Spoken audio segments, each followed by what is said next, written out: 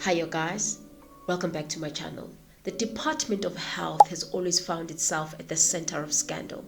Their exposure did not only start when Babita exposed their corruption and them giving tenders irregularly to different people or companies. It dates back even to the time of life Esidimeni. Even to date, we still have the same situation when it comes to the Department of Health, to a point that a member of parliament even exposed them recently that they've barred him from accessing the hospitals. In this video, I wanted us to talk about this Department of Health and how it has failed people and even continues on giving tenders wrongfully to different individuals who are their friends. So amongst many other situations, the beginning of the exposure of the Department of Health started with the life Esidimeni. So to those who don't know, the life Esidimeni is a situation whereby Qedani Mahlangu terminated a contract with a private mental health institution or healthcare provider and substituted that with a cheaper healthcare provider. So that healthcare provider failed to provide adequate healthcare to a point that psychiatric patients suffered. Dehydrated, they were suffering from starvation and negligence and poor health care, and 144 of them lost their lives in the process and others injured because of the negligence of this company or this hospital. This became a big situation, was covered by many people, and even went to court for people or for families of the affected individuals to claim damages from the government. We then moved even to the Anglo-Shanti Hospital, refurbishment scandal of over 588 million tenders being awarded. We also have the ghost employees fraud case where employees were not verified, and that's the case that happened this year recently. And then also have the payroll fraud investigation that also happened this year, and then we have accountability concerns. So these are some of the problems that are there existing in the Gauteng Department of Health. So all of these things are some of the things that happened before COVID-19, but after, some of them are things that happened after COVID-19. As we know that in 2021 there was COVID-19 in South Africa, and the president of South Africa announced a lockdown. And upon the announcing of the lockdown, there were certain hospitals that were appointed as the center hubs to provide medical services for patients that are suffering from COVID-19. South African hospitals, is no secret that they don't have any equipment, they don't have enough beds, they don't have enough staffs, they don't have all the equipment necessary for them to keep people. The president kept on coming to the public telling us that, okay, they're doing something as the department, they're working on ensuring that the hospitals are ready to keep people that are found to have COVID-19. This then allowed the establishment of the PEEs, where people received tenders to provide PEEs to these different hospitals. And then that's when the irregularities around that process probed Babita Decorum to start her investigation. Babita Decorum lost her life and was unalived by hitmen known as Izinkabi, and lost her life in that process. Before we can focus on Babita, let us look at her investigation and what she has uncovered together with Jeff Wick. South Africa was never ready for COVID-19, and that is seen by how a lot of hospitals were improperly managed. And amongst many, it was Charlotte Maxeke in Joburg, it was Tembisa Hospital. And in the KZN, it was Eddington Hospital and Gwelezane Hospital. Then in the Eastern Cape, it was the Ferrari Hospital, the Livingstone Hospital. And in the Western Cape, it was the Tygerberg Hospital.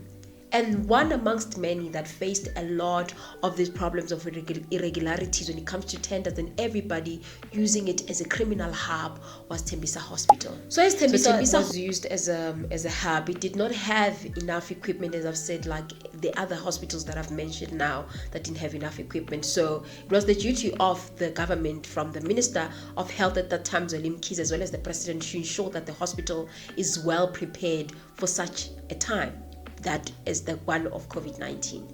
They then started their rollout process of tenders, the PEEs. So what are the PEEs? The PEEs are personal and protection equipment.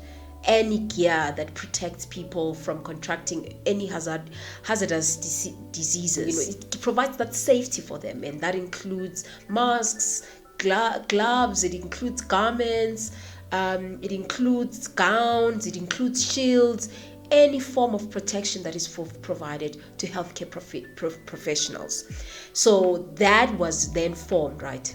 After 5 days after the president, then we started seeing more companies applying for this tender so that they can provide these services. And one amongst many companies that were mentioned at that time who came and were awarded the tender 5 days after the president announced lockdown was Kusela Diko's company, the Royal Pizza Company. And that company was awarded by Bandele Masuku. At that time, Bandele Masuku was the head of Gauteng Health. That Gauteng Health is the one that awarded the tender to Royal Pizza. Obviously, there was a lot of controversies around the fact that the owner of the company that was awarded this tender has some relation with Kusela Diko, which at that time was the husband of Kusela Diko. And it so happened that Kusela Diko was the spokesperson from the president. Could it be that there was nepotism involved? All of those are some of the questions that were raised. However, instead of the reduction in terms of this tender awarding, we saw even a much larger community being involved in these corrupt tender processes. The money that was awarded by Bandile Masuku to the Royal Pizza Company was around about 125 million of money to the tender, the contract that was awarded to Royal Pizza. The research that was done by Decorum, she found that there is like 850 million suspicious contract, and that involves payments that were made to shell companies, and it had nothing to do with the actual hospital equipment. People were buying jeans with lounge suits, buying properties, leather couches, living large with the money that was meant to prepare the hospital for these COVID-19 patients. Nothing was done for the hospital. And then, as a person that is concerned, Babita Decorum, she then took it upon herself to ask the CFO, Lerato Mojo, to ask what is going on with these processes, because instead of the money being used for the right things, we see that the money is used for different things that are not even connected to the hospital. That was her mistake right there, asking the wrong person, because it seems like Lerato Monjo was on the other side, not on her side. But in her words, she said that, no, I don't like being involved with politicians, but I will ask around. She had the duty to ask Sibongile Zungu, who was the HOD at that time. And it was found after Babita's unaliving that she never asked Zungu. Instead, she took that information, formed a fake report and gave it to Babita, and Babita ran with that. But she was just dealing with a snake that was there to work with these tenderpreneurs to eat the money that was meant for patients, or to ensure that the hospital is prepared enough for these COVID-19 affected patients. Another person that was exposed was Silo Sikoko. Silo Sikoko provided hospital with cleaning material. He was an NC Treasurer General in Ekurhuleni and had his own companies and was awarded 55 contracts by the Tembisa Hospital. And those amounted to 1.7 million. There's like a lot of figures. Others are even saying it's 249 million. Others are saying that it's 145 million. But he's one of the people that have benefited from this whole irregular tenders that were awarded to people during the COVID-19 times. So, I mean, he was one of the first people to pique Deocran's interest. She found this company and she Googled it, and we could see that from her cell phone that she was Googling it and then writing emails about how this is an events company, how can it be making money? What she didn't know was that he had two other entities. Now, all of these companies are run from the same house.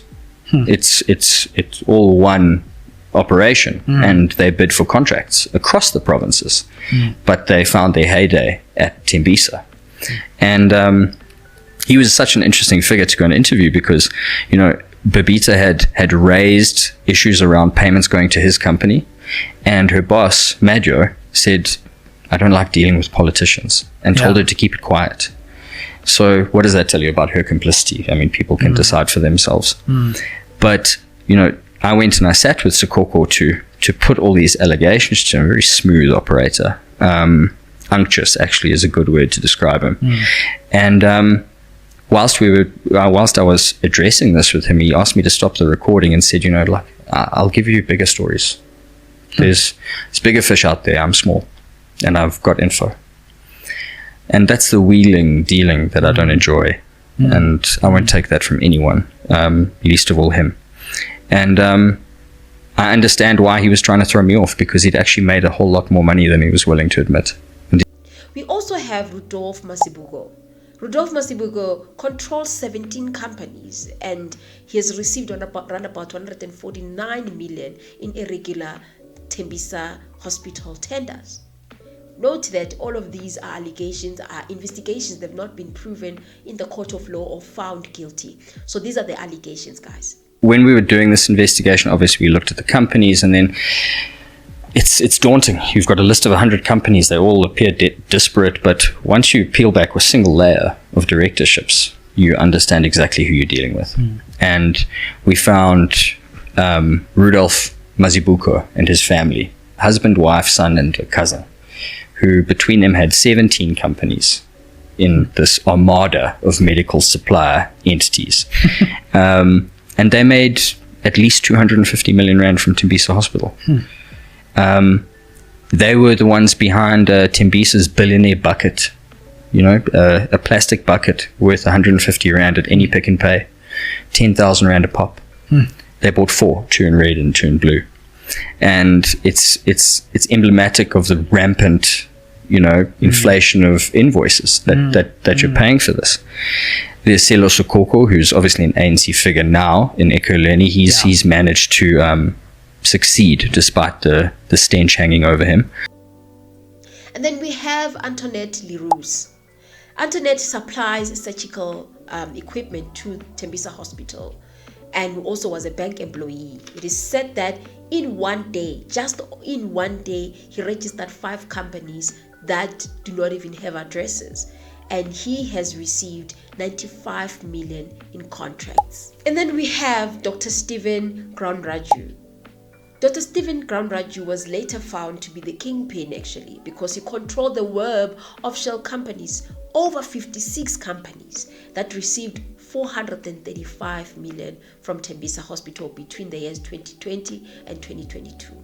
He's currently facing a case with SARS, and he's seen as the syndicate leader. That's how Banyazanu Sufi referred to him. Then we have Morgan Hangwani Maumele. Morgan Hangwani Maumele was also said to be involved in these irregularities or irregular tenders. And Morgan is an interesting figure because he has relations with Cyril Ramaphosa. So Cyril Ramaphosa's ex-wife, Hope Ramaphosa, is sisters to Basil Mundawu. Basil Mundawu is the father to Morgan Hangwani Mahomele, meaning that Ramaphosa knows Mahomele. However, Vincent Amangwenya has disputed that and said that the president has no relations with Mahomele and doesn't know Mahomele at all. We must be fair to the president. The president in parliament has said, I don't know this man. I don't have any evidence to counter what his narrative is that this is a distant relative from a previous marriage and a big family, but they've got no relationship with him. Sure. That said, his spokesperson repeats that. Spokesperson repeats it. Then again, he's a very good friend of Bajani Chauke, who's the president's principal political advisor. You show that they lived in a similar complex. Or they were neighbors, a house apart, and they also spent a lot of time together, as much as Mr. Chauke would disagree with that. But Morgan was framed to us when we managed to ferret out some sources in the health department as the Don of Tembisa. He was known simply by Morgan or Mo. And we were told by our sources that nothing moves in that place without him. That he's the real Don. That's what he was called, the Don of Tembisa. And he, again, had a fleet of companies. Not only is in his name, but we managed to unearth people connected to him, former love interests, neighbors, his cousin. And he's really one of the single largest beneficiaries of all of the money that was extracted from Tembisa, at least 430 million rand. And it's just an unfathomable amount of money. And then we tried to understand what he spent it on. And then you found the mansions, Camps Bay, Bantry Bay, his apartments being featured on top billing. Tembisa Hospital likely paid for that bespoke furniture, the curated down to the knives and forks. It's disgusting. This is so interesting because remember, guys, the first tender that I spoke about amongst many is the one of Babita, which involves Kuselo. At that time, Kuselo was the spokesperson for the president. So now we have Maumele, who probably knows the president. We have Kuselo, who was the spokesperson of the president. And then we have Benjin Chauke. Benjin Chauke is a political officer in the ANC and has played a very big role when it comes to the CR17, meaning he's also related to the president. Also, he's friends with Morgan and they're staying in the same place. So all of these people have some relations with the president. Or how did it happen that all these people have some relation with the president? Very interesting. Still allegations. Morgan is not only related to Benjin Chauke, also knows Paul Mashadile's son-in-law. I've covered a lot when it comes to Paul Mashadile's son-in-law and who he is, and recently there's a lot of development regarding that story. The very Mashadile that was involved and intertwined in the Edwin Sodi, the Mpambeni scandal on asbestos that involved Machashule, and how these companies have benefited and have gotten and received tenders irregularly. And he's a central actor, and we placed Matlala in his syndicate. Matlala was seen as his consigliere, the muscle behind Morgan, with a penchant for supercars and the like. And so that's where he fits in. And then probably the most intelligent extractor of all of them was Stefan Govindraju. Now, his syndicate's remarkable because of just the manner in which it was set up. He'd placed proxy directors at the helm of 5 companies, and it was so easy to spot the pattern. The companies were all formed on the same day. The registration numbers were almost sequential, and these directors had, no one could reach them. I tried phoning, going to their workplaces. They all had day jobs, but they were running these medical empires that were banking millions in weeks and living in back rooms. And I mean, that just tells you this person is a front. They're getting a small cut, and there's someone else behind this. And we found 60 companies that one man controlled that were all in business with Tembisa Hospital. At least R500 million. Sheesh. And I mean, I keep just rattling off these numbers, but think about what that looks like physically, like that physical money. It would fill this room. That was intended for patients of Tembisa. It never found its way to them. And that shows that these things are interrelated. These are not just people that are not known, that are just there. These are people that have political connections. Then this leads then to Vusumuzi Ketmatlala. The Vusumuzi Ketmatlala that is friends with Begicele, from what was found on his phone when he said that please book a friend of mine in that penthouse. So it's the friend to Begicele, and also is said to have some relation with Senzo Mchunu, even though Senzo Mchunu has disputed that, but he's friends with Brown Mokhodzi, who has some relations with Senzo Mchunu. Ket Matlala has also benefited also from the Tembisa Hospital. He's received a tender in which he was running for that tender head to head with Morgan Maumel. So Morgan as well as Vusi Matlala have some relations somewhere somehow. Ket Matlala has been accused of overcharging the hospital and receiving big numbers of when it comes to the tenders, and whenever he wants to supply something, he will want big numbers, and that has caused a problem for him. That's when the scrutiny came, because he has 3 companies, and some of these companies have benefited from the Tembisa Hospital. He's a very wealthy man. He's a personal chef. He also has his own scandal where he's been accused of the attempted murder of his then girlfriend Tebogo Tobejane, and also kidnapped Dikhale.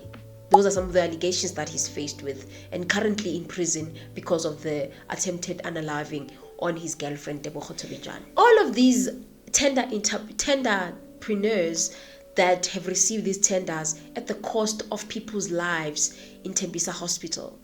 The center, or some of the people that have awarded these tenders, is Lerato Monjo, as well as Ashley Mkhize. Ashley is no more, but Ashley was the CEO of Tembisa Hospital at that time, whereas Monjo was the CFO in the Gauteng Department of Health. These people have played a very big role in how these tenders have been awarded to these different personnels that are involved in this whole situation. And you'll find that to a certain degree, they've thrown Babita decorum under the bus from what is being reported, or from the conclusion one can make from all of these reportings. And one can ask themselves, who unalived Babita? And it is not clear who is unalived. At some point, it was thought to be Zweli Mkhize because he was a minister at that time. But Zweli Mkhize, probably he's not the one. But because of so many people being involved, it is not enough that only 5 hitmen have been arrested and are convicted. There is that person that has hired this hitman.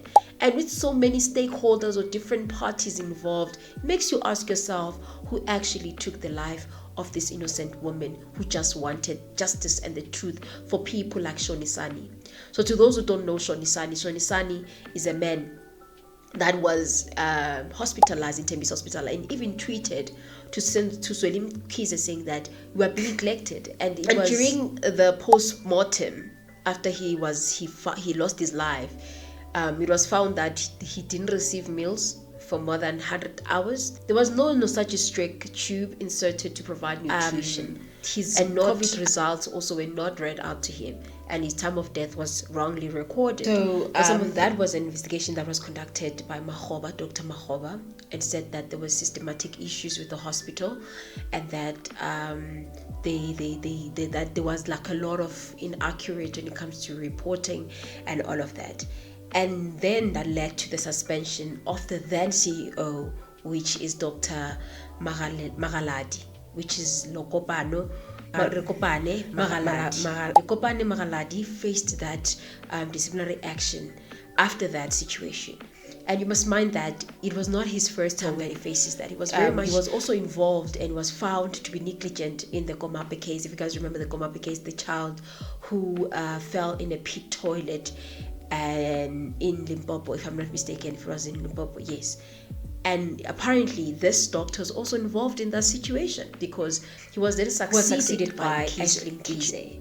That was the CEO before, and then Ashley Mkhize followed. So the person that faced that backlash after the unalived, after Shonisani lost his life, it was Magaladi. A lot of people have been involved in this whole thing, hence, as I've said, it's hard to find the truth. And this thing of unaliving people and the failures from the government to investigate these situations keeps on growing. For example, as I've said, yes, 5 people have been arrested in decorum, but still, who is the person that ordered the hit? And then we have 2 officials from the ANC. There is Thabo Masebe, who was the MEC for Infrastructure in Gauteng, who was unalived in 2022, as well as Mpho Morane, who was the ANC Youth League, and his role was as Treasurer General, also lost his life. And one can ask, what is it that they knew that made them to be the threats that they even lost their lives? Just today, a man lost his life outside court, and one can ask you themselves, what did that man know? What happened? The story around his unaliving, it's not clear because he's just an ordinary member of society. He's not known in that way. Even Arman Swartz, and also with the attorney that has lost his life, they call him an insolvent attorney who has lost his life. He was gunned down. So they say that when lawyers and investigators are targeted, it is not just individuals who are silenced. It is likely justice itself that is being attacked. Many other people have lost their lives who are whistleblowers, and nothing has been done in terms of taking down the people that are making these hits. It's undeniable that the circle is so big, it's so large, it's not easy to crack down and find the truth. It then goes back to, what are the SAPS doing, or what are the Hawks doing? Because with the case of decorum, they gave it to the Hawks. The Hawks have stalled the process for prosecution in terms of the case of decorum.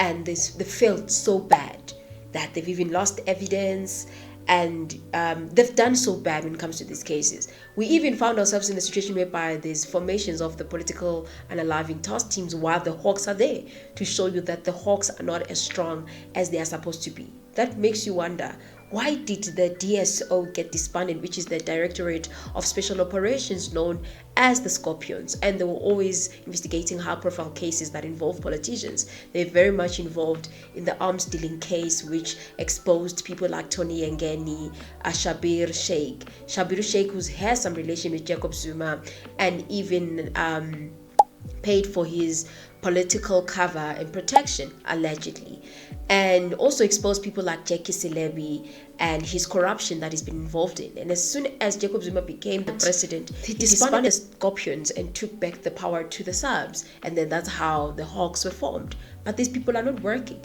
The same fate that is befalling the political Unaliving task team is the same fate that befell the Scorpions.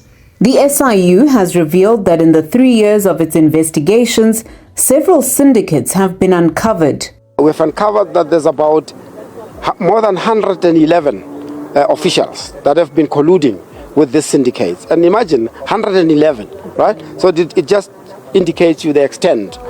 And again, there might still be more. We have sent all those officials to the Department of Health, and we really expect that action should be taken. In some instances, the department has already taken action, and we are pleased about that. Advocate Mutibi says steps have been taken to cancel unlawfully obtained contracts. We're talking billions of rands here, which we are going to make sure that we recover and ensure that all those assets that have been obtained and benefited corruptly, that they are seized and returned to the state so that they can be converted into the money to be used for purposes of good cause and public interest. And they didn't the investigations were not as good as they were when the Scorpions were still in charge. And now we see the same thing happening with the task team. They're taking their dockets, they're disturbing them, they're using the commission to ensure that their work doesn't continue, because they are there at the tip of everything, which is the same thing that the Scorpions were trying to do.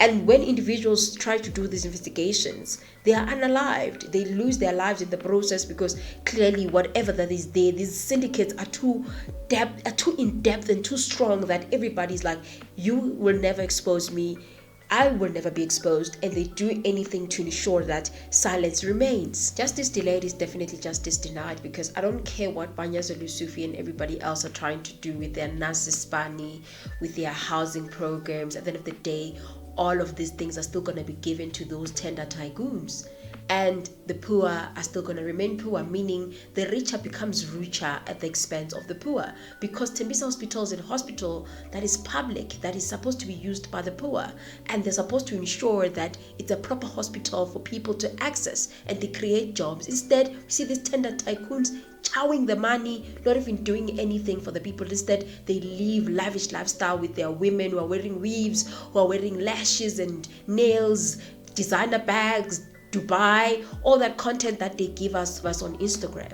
And you know, they even know that there's these slay queens that do not lack anything in the name of YouTube and, you know, vlogs, but we know very well that they're dating these rich men who are having these riches at the expense of poor people, at the expense of people like Shonisani who have lost their lives because of hospitals that do not have the right infrastructure, the right staff, the right equipment to give life. Hospitals are a very crucial place where people lose life and gain life, but that is being gambled with by these tenderpreneurs and the Gauteng department and the Gauteng Department of Health, because they are the ones awarding these tenders to their political friends or their friends that are friends to politicians who are connected to them. This misconduct by the Department of Health, especially in Gauteng, it seems like it's continuing, because even not long ago, recently, there was even the hospital that was burning. Let's take you now back to our earlier story, where investigations are currently underway to determine the cause of a fire